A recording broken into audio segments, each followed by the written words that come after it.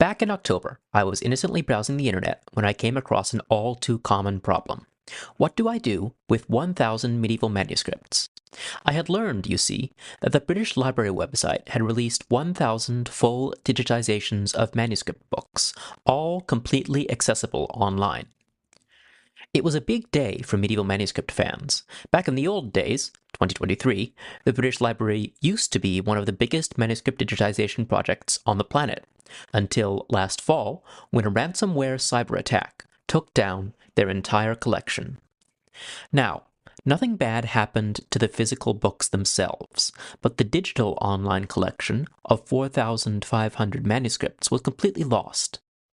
So completely lost, in fact, that apparently even the British Library had lost access to their own data files. But now, without warning, 1,000 of the manuscripts are back online, and, as a calligrapher, I felt the need to celebrate, and I will do so by copying a page from one of these 1,000 manuscripts. Sometimes, manuscripts can pile up around you like dense layers of shale. In that situation, what I like to do is focus on a single category of manuscript that can act as a kind of core sample.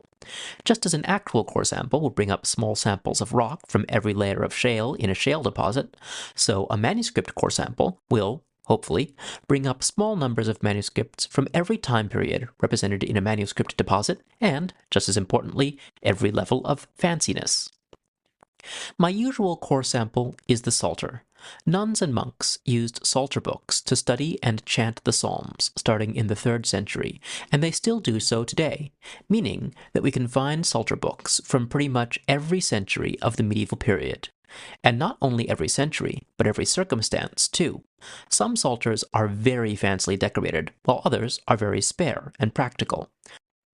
So, if I pick out all the Psalters from this list of 1,000 manuscripts, it should give me a somewhat representative sample from different centuries and different layers of fanciness. Picking out the Psalters gives me a list of 27 manuscripts, a much more manageable number to choose from. Obviously, I don't have time to give you a thorough study of all of them, but if you give me 2 minutes, I'll run through my very brief first impressions of each one. Ready?